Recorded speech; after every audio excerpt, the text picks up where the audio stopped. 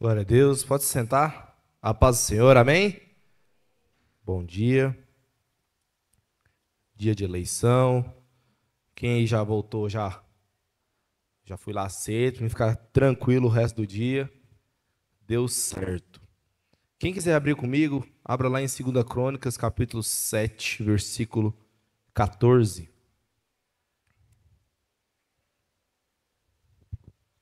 2 Crônicas, capítulo 7, versículo 14.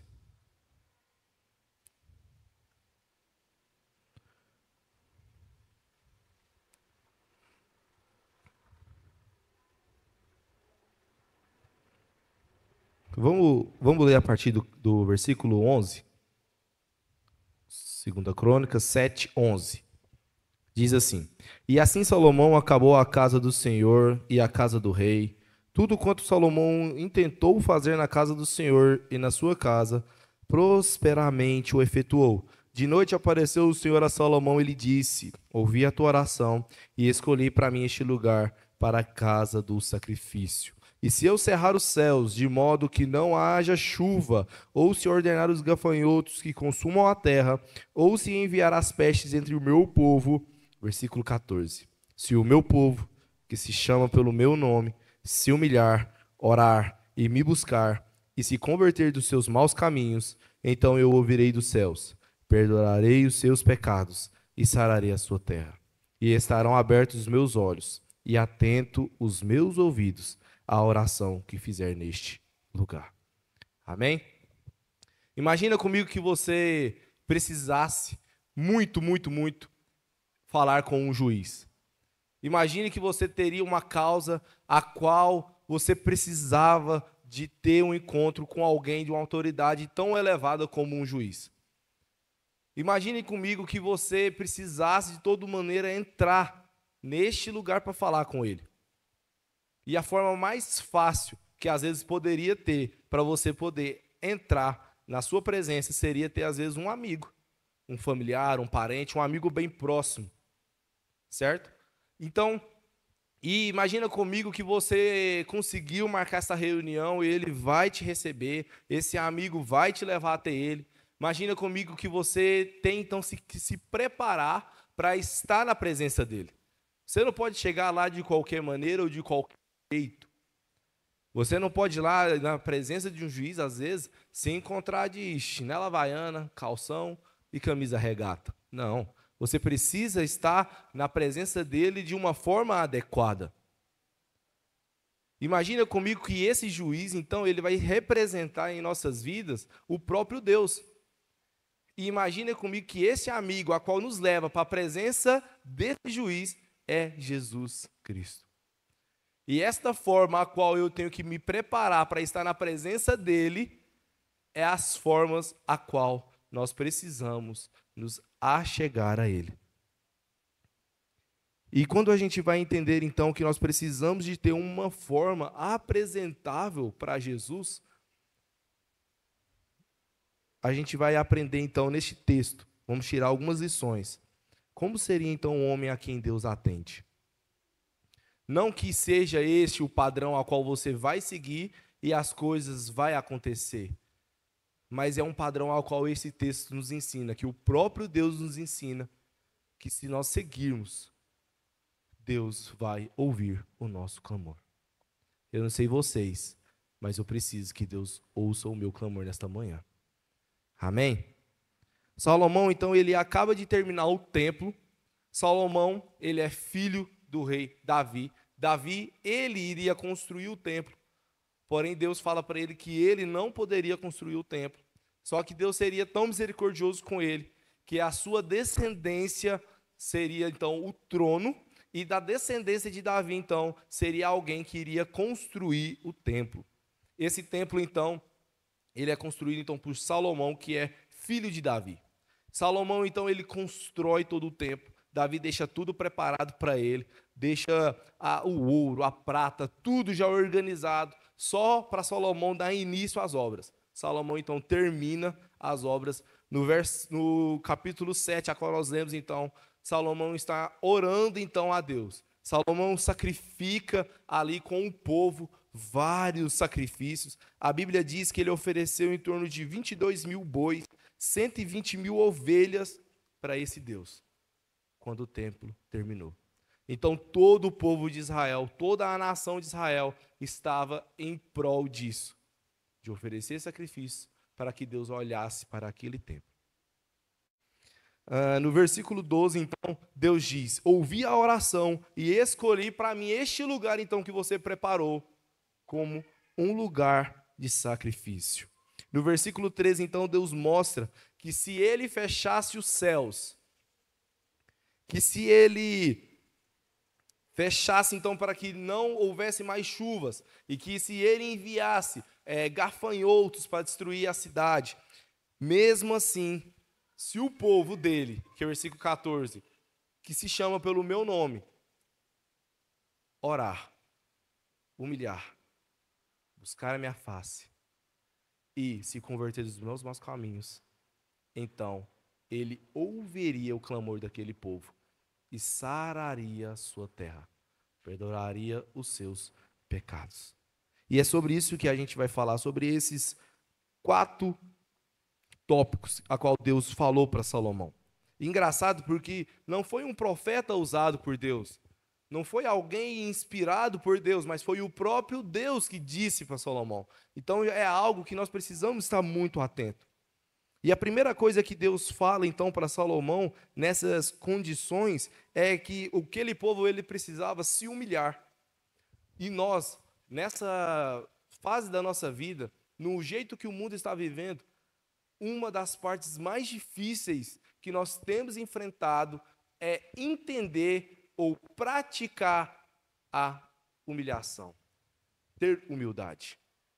E aí a gente vai ver que com o mundo do jeito que está, é muito difícil, porque hoje a palavra humildade ou humilhar-se mudou o sentido.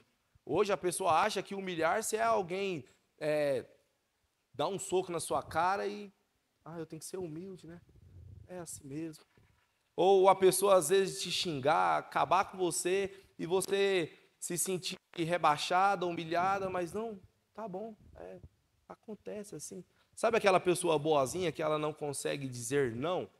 E aí quando você vai perguntar para ela, ela fala: "Não, eu sou humilde", sabe? Não é nesse sentido que a humilhar-se significa na Bíblia. A palavra humilhar-se na Bíblia, ela vem trazer então uma ideia de que significa da palavra hebraica Canã, que significa ajoelhar-se, ou seja, demonstra então uma subordinação a uma pessoa. Nós, como o povo de Cristo, precisamos nos ajoelhar perante Deus e nos submeter à vontade dele. É isso que significa a palavra humilhar. É uma ideia de que existe alguém poderoso, alguém que sabe de tudo, e que eu estou abaixo, preparado para fazer a vontade dele. Mas não é porque eu sou bonzinho, ou não é porque eu sou fraquinho. Não, é porque eu decidi que a vontade dele é melhor para mim do que a minha própria vontade. Humilhar, então, nesse sentido, é estar debaixo da mesma missão de Cristo. E nós, como o povo dele, precisamos, então, também nos submeter à vontade de Deus, nos colocar de joelhos e demonstrar a nossa rendição a Deus. Existe uma música bem antiga, que é da Disco Crazy, que diz assim, que se eu me humilhar diante do teu altar e sacrificar aquilo que me custar, tu inclinarás os teus ouvidos ao meu clamor. Mais vale um dia no centro do teu querer do que toda a vida sem jamais te conhecer. Tu és a minha fonte, a minha colheita e a minha herança. Aquilo que o autor está querendo dizer aqui, que a vida dele nada serve se for longe da vontade de Deus. Não basta ter um esforço grande se esse esforço estiver canalizado no sentido errado. Não basta ser um grande sábio neste mundo se você estiver usando a sabedoria em seu favor.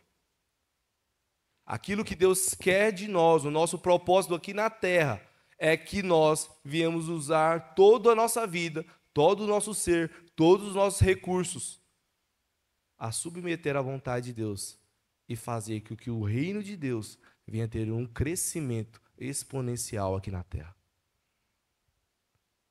Talvez a sua pergunta seja: por que eu devo me humilhar então? Por que eu devo então demonstrar a minha fraqueza? E talvez essa seja a nossa ótica humana, mas a ótica espiritual, ela é diferente. 2 Coríntios 12:10. Quando penso que estou fraco, forte eu estou. Ou seja, quando eu entendo que eu sou forte, que eu sou inteligente, que eu posso fazer, mas eu quero saber se Deus quer que eu faça, eu estou sendo ainda cada vez mais forte. Porque eu estou entendendo que a minha energia e a minha força vai ser canalizada para o momento, a hora e para a vontade de Deus.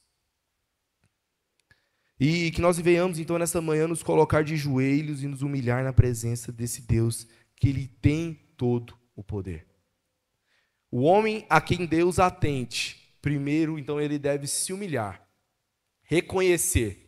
Segundo, então, o homem a quem Deus atende, ele precisa orar. A segunda parte desse versículo que nós lemos do 14, ele diz então que o meu povo que se chama pelo meu nome, ele deve então orar. Diz aí para alguém que está do seu lado assim, ó, orar. Depois de nos humilhar, então, eu estou reconhecendo que eu sou fraco, que eu preciso de alguém, e que então eu entendo que existe alguém que pode me salvar, que pode me ajudar, certo? Segunda parte, então, eu preciso então ter um relacionamento com essa pessoa, aonde entra então a oração. Então a oração, ela é um meio da comunicação, hoje no mundo que nós vivemos, todo mundo sabe o que é um meio de comunicação. Qual que é o meio de comunicação mais utilizado hoje em dia? Qual que é o aplicativo? WhatsApp. Então, a oração é o meio de comunicação do homem para com Deus. Podemos dizer, então, que a nossa oração, ela é o nosso WhatsApp celestial, aonde nós podemos ter um livre acesso entre eu, homem, ao Pai. O WhatsApp você não pode pegar seu celular a hora que você quiser aí, mandar uma mensagem aí para quem você quiser? Pode ou não pode? E a oração? Será que a oração tem um local, um momento e uma hora específica que eu posso usar ela? Não. A gente vai ouvir falar que Moody, ele vem falar assim, ó, eu não oro mais do que 10 minutos, porém eu não lembro também de passar 10 minutos sem orar. Ou seja, a oração, ela não tem um momento específico. Bateu saudade? Pode digitar, pode falar, pode orar. O nosso Deus, ele está preparado para todos os momentos a nos ouvir. A palavra de Deus fala que hoje os ouvidos deles estão atentos para ouvir o nosso clamor, ouvir a nossa oração. Mas se você já imaginou, nesse dia que nós vivemos, nesse tempo que nós estamos, você passar ali no centro, ali, ou em uma grande empresa, e você perguntar para eles assim, como é a forma de vocês venderem? Aí eles vão falar assim, ó, presencial. Ele fala assim, mas vocês já tentaram fazer aquelas vendas online? E aí a pessoa fala assim, ó, não utilizo o WhatsApp para fazer venda, não. Não seria meio irônico uma pessoa no pleno século que nós estamos, com a tecnologia tão em alta, não utilizar os meios de comunicação para fazer as suas vendas ou fazer as suas necessidades? Utilizar ela de forma correta? E se eu falar para vocês que no século que nós estamos, da forma que nós estamos, no meio de comunicação que nós temos, existem ainda muitos crentes que ainda não oram? Não parece que estranho de ouvir falar? E se eu falar para você que existe um adulto, uma criança, um filho, que tem muito tempo que não fala com o seu pai? Não é estranho? Da mesma forma, nós temos deixado, então, de utilizar essa ferramenta da oração que os pais das igrejas, os apóstolos, o próprio Jesus demonstrou que ela é uma ferramenta fundamental para que a igreja, para que nós nos relacionemos com o Pai. E por isso que muitas das vezes, eu digo de mim mesmo, às vezes eu me encontro fraco, sem esperança, sem força. Porque eu tenho deixado de utilizar essa ferramenta a qual Deus entregou para mim e para você. Nós precisamos orar. Em 1 Pedro 2,9 vem falar assim, ó, vocês são uma geração eleita, vocês são um sacerdócio real, vocês são uma nação santa, vocês são um povo exclusivo de Deus, a fim de anunciar as grandezas daqueles que chamou das trevas para a sua maravilhosa luz. Deus, então, de uma forma impressionante, nos chama para ser a nação dele. Ou seja, ele quer relacionar conosco. Ele quer conversar conosco. Ele sabe de tudo. Eu acho incrível que, às vezes, o Heitor Felipe vai chegar para mim para tentar pedir alguma coisa, que ele, agora que está começando a desenvolver a fala, mas parece que a gente, como pai, já sabe aquilo que ele vai pedir, aquilo que ele quer dizer. E Deus é da mesma forma. Às vezes a gente vai chegar, pai, você não sabe o que aconteceu. Deus vai falar assim, que eu não sei, menino, não sei de tudo. Não, ele fala, filho, o que aconteceu? Porque isso desenvolve a maturidade, isso desenvolve o relacionamento. E é isso que Deus quer comigo e com você nesta manhã, para todos os nossos dias, das nossas vidas. Então, no começo do versículo, Deus diz, se o meu povo que se chama pelo meu nome. Naquela época existiam outros povos, outras tribos, outras raças. Mas Deus ele está falando para alguém específico. Ele não está falando, para vocês filisteus, para vocês midianitas, não, para vocês que moram em Goiânia, para vocês que moram na África, não. Deus está falando assim, para o meu povo. Aqueles que entenderam que são separados. Aqueles que entenderam que é uma nação separada. Aquele que entendeu que é filho de Deus, um filho de Deus, para vocês, o meu povo, que se chama pelo meu nome. Ore, e eu vou ouvir.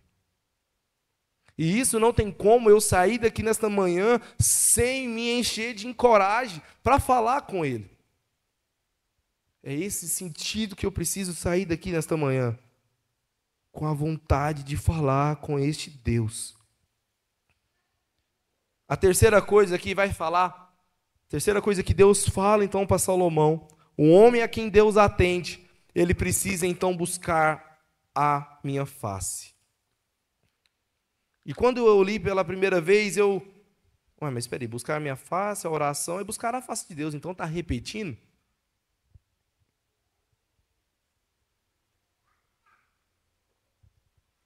E buscar a face de Deus, a oração, ela está ligada como uma busca, mas não é só. Vamos ver aqui o que ele vai dizer. O salmista no Salmo 27, versículo 8, diz assim, quando tu dissestes, buscai o meu rosto, o meu coração disse a ti, Senhor, buscarei.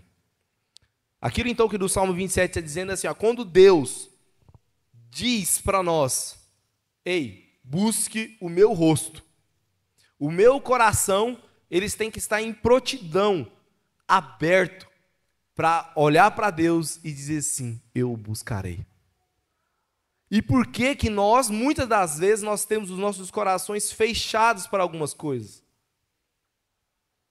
Nós, ou eu, ou a grande maioria, muitas das vezes diz que nunca ouviu a voz de Deus.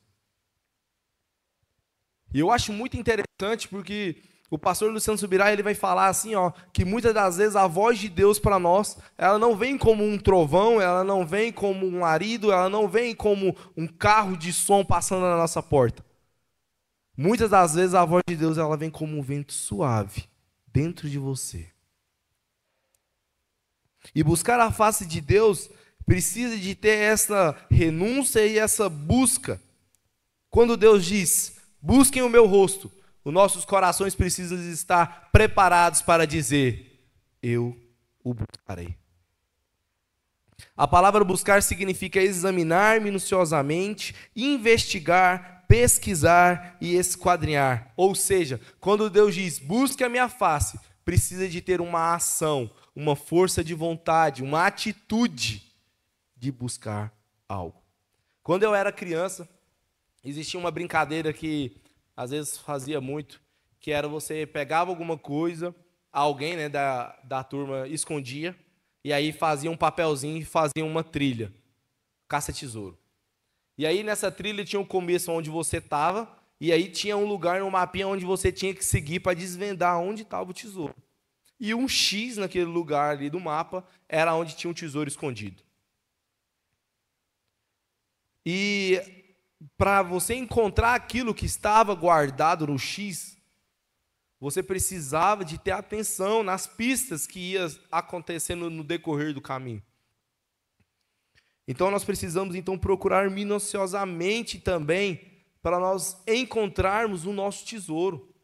A Bíblia diz então, busque a minha face. A face de Deus é o nosso tesouro. O nosso mapa é a Bíblia.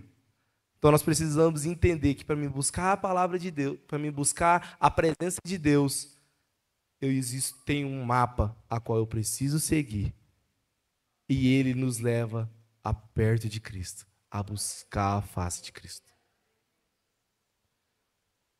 Buscar a face de Deus, ela entra em muitas coisas. Um exemplo, a oração, a qual nós falamos no tópico anterior. Mas os dízimos e as ofertas é uma forma de buscar a face de Deus. A nossa fidelidade com Deus no dia a dia, a qual nós vemos que temos enfrentado, é uma forma de buscar a face de Deus. O nosso jejum, quando nós fazemos, tiramos a nossa vontade para fazer a vontade de Deus, para buscar aquilo que Ele quer falar conosco, é uma forma de buscar a palavra de Deus, a buscar a face de Deus. E a Bíblia, ela é um manual que nos ensina, dia após dia, que nos dá a injeção de ânimo para buscar a face de Deus. Paulo, como eu começo então buscando a face de Deus? Comece pela Bíblia. Comece orando, comece jejuando.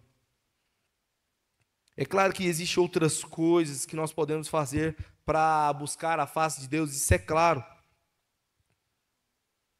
E também aquilo que eu acabei de falar também não é uma ordem que você precisa cumprir para que a sua bênção aconteça na sua vida. Claro que não. Mas aquilo que eu estou falando é que Deus deu para nós várias possibilidades para alcançar Ele.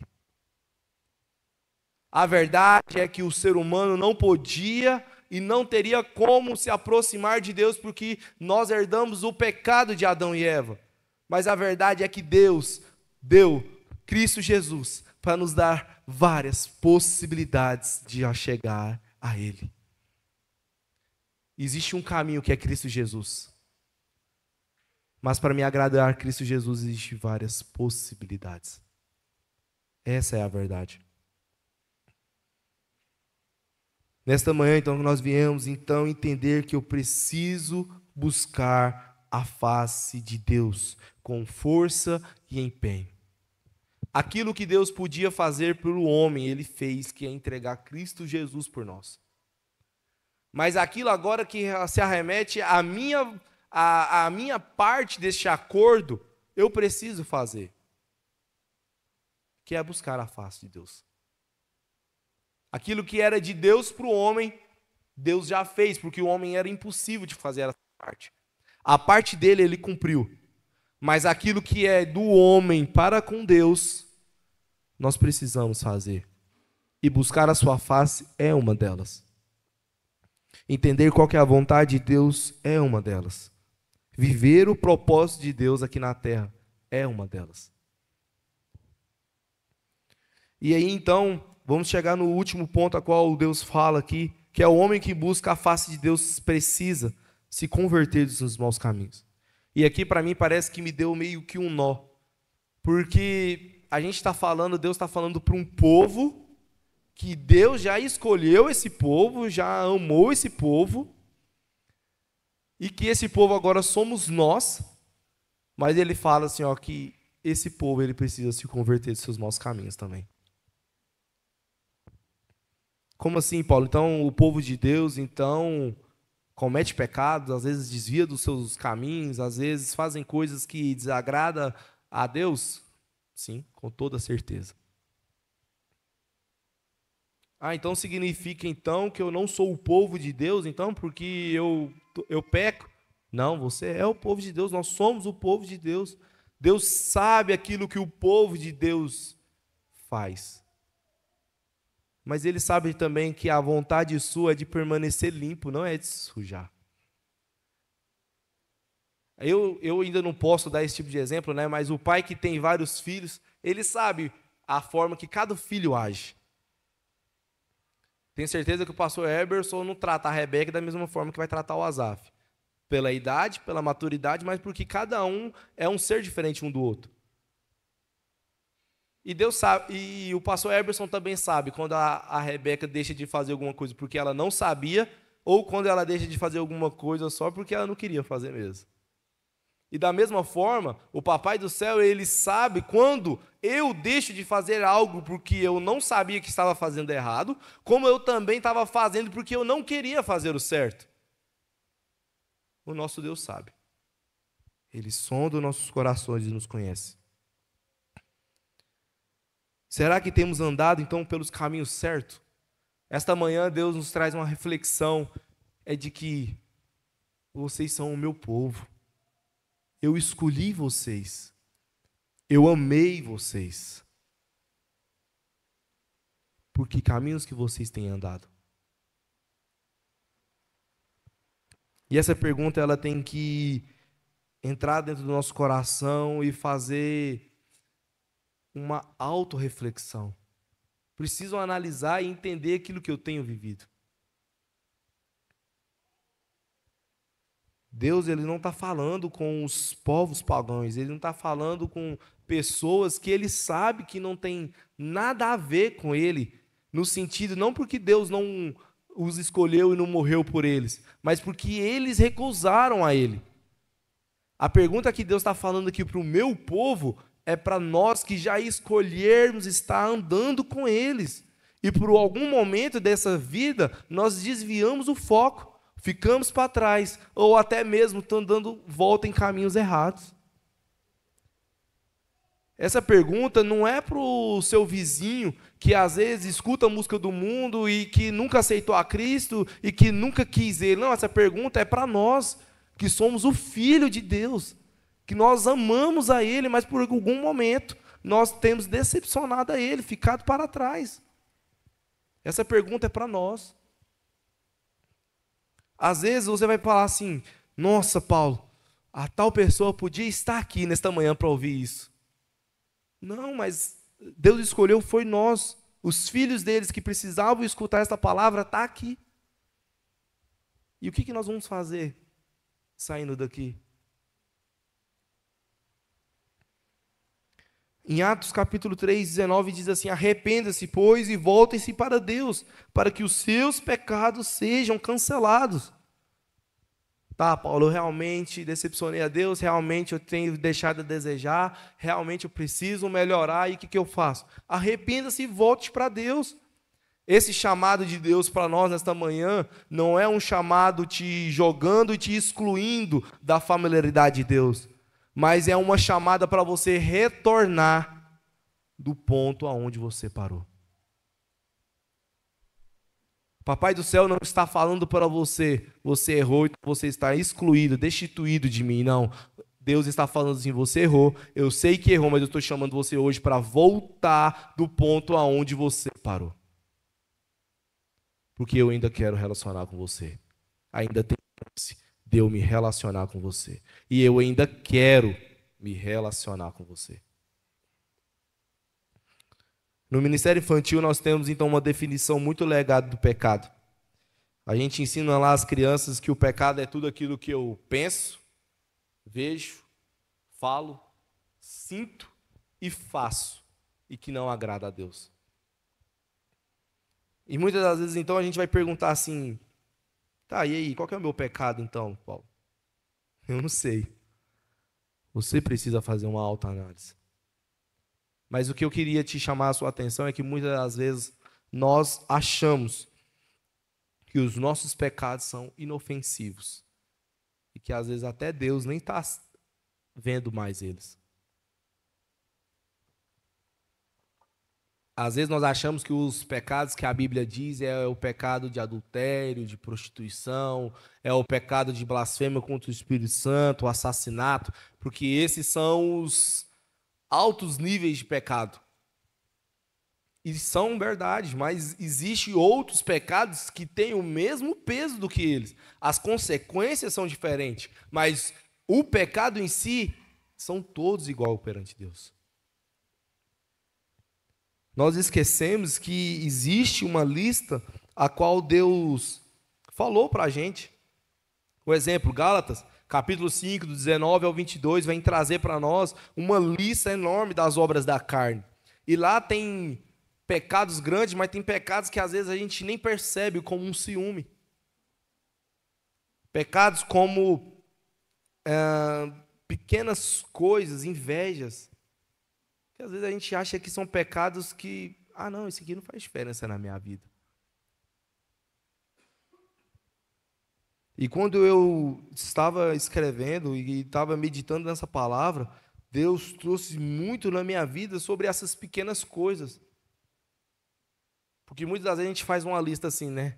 Adultério, não, nunca cometi. Matar ninguém também, não, nunca matei. Ai, nossa, estou preparado para ir para o céu. Estou pronto. E aí a gente esquece que às vezes a gente tem um ciúminho ali, de vez em quando sai uma mentirinha ali. E isso também desagrada a Deus. A verdade é que eu, como Paulo, eu preciso melhorar dia após dia para agradar a Deus. Pecados como de inveja, mentira, ciúmes e até mesmo a glutonaria são tratadas como superficialidades, ou seja, não tem problema algum eu cometer essas pequenas coisas. Deus perdoa. E hoje, olhando para nossas vidas, qual é o tipo de pecado que nós temos cometido? Nós precisamos sair hoje aqui com uma análise, entendendo que tal pecado eu cometi e que tal pecado eu preciso deixar de cometer, que mesmo que seja menorzinho tanto que for, eu preciso melhorar.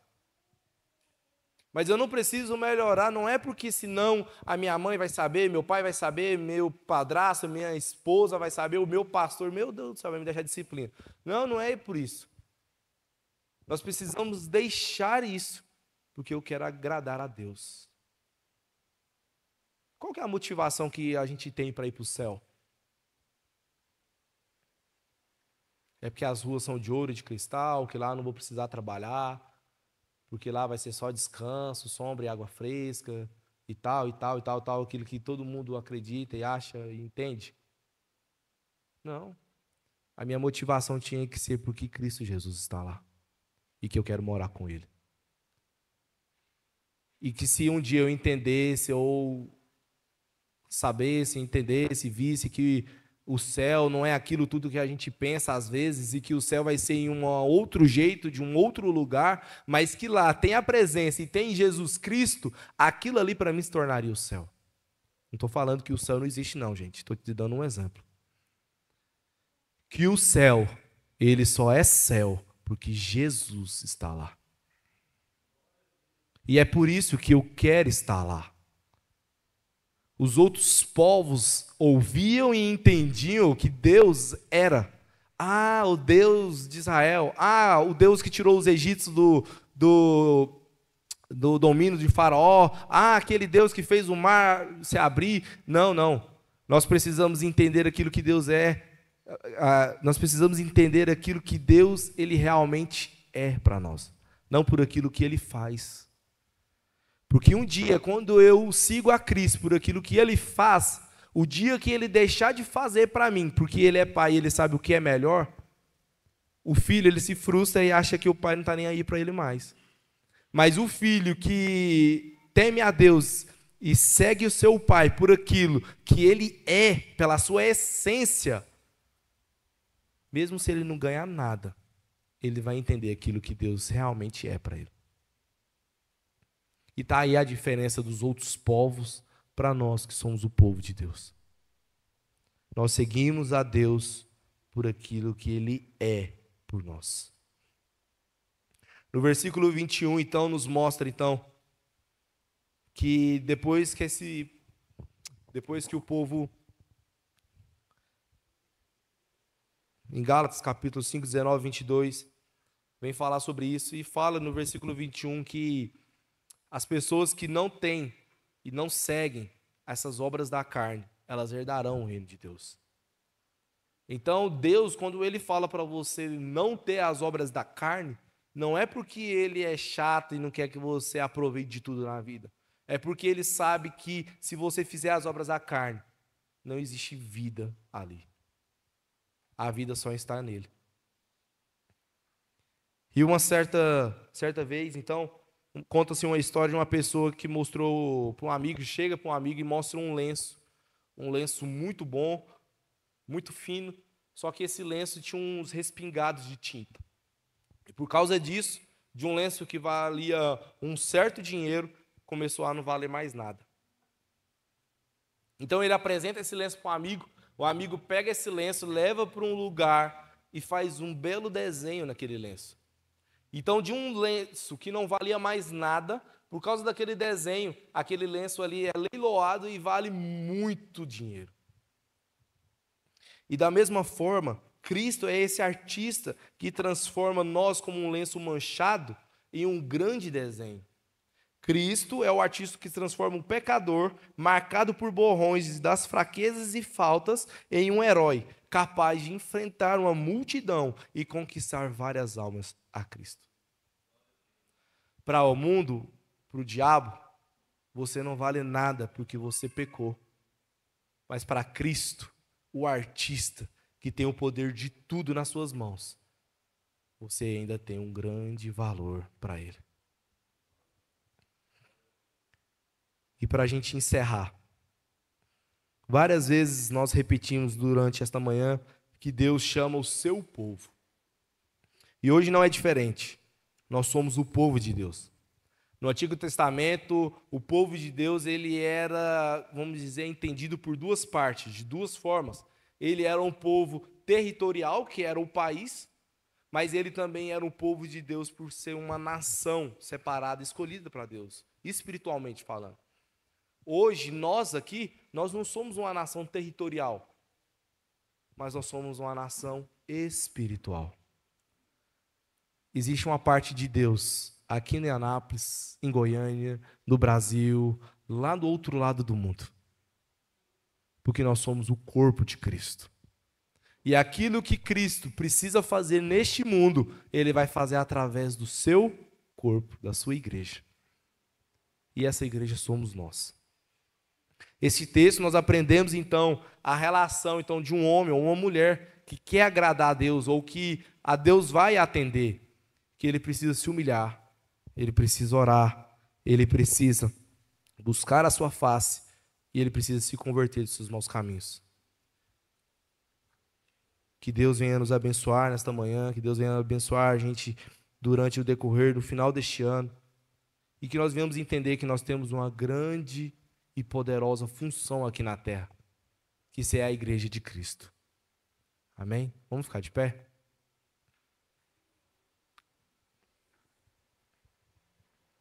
Senhor Deus, muito obrigado, Jesus, porque o Senhor tem abençoado, meu Pai, as tuas famílias, os teus filhos. Pai, obrigado, Jesus, por mostrar, meu Pai, em nossos corações que nós precisamos melhorar.